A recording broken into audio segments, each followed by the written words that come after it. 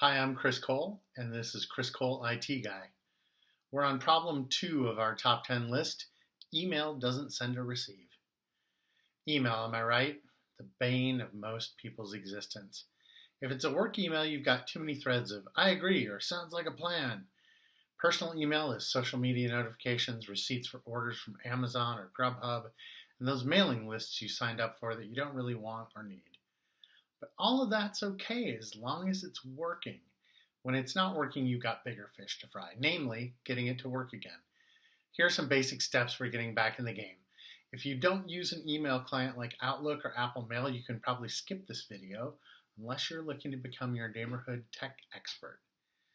So the first thing is I always check the internet connection by logging into webmail first. This way you can see if you actually have internet. If not, maybe there's your problem.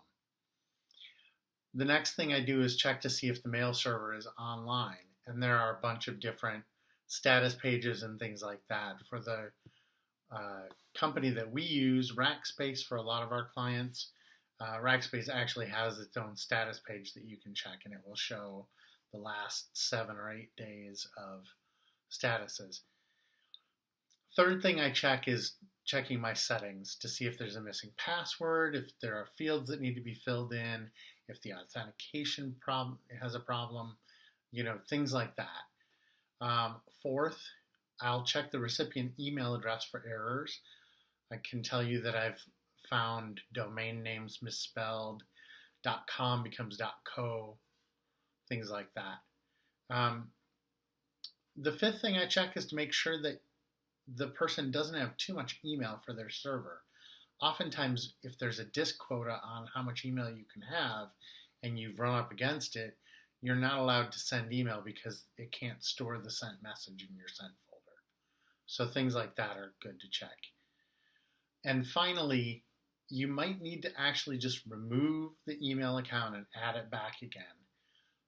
Two things, please make sure you have a backup of it first, and also please make sure that you're using IMAP and not POP. IMAP will allow you to add it back and have all your email come back again, whereas POP, depending on how the settings are, you may lose most of your email if you delete your account. So please, please, please make sure you have a backup first and make sure you're using IMAP.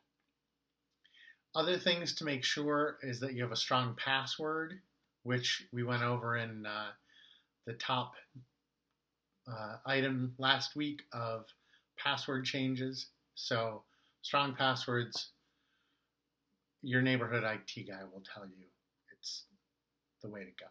So please let me know in the comments any questions you have about email, things like that. And don't forget to like and subscribe. Thanks.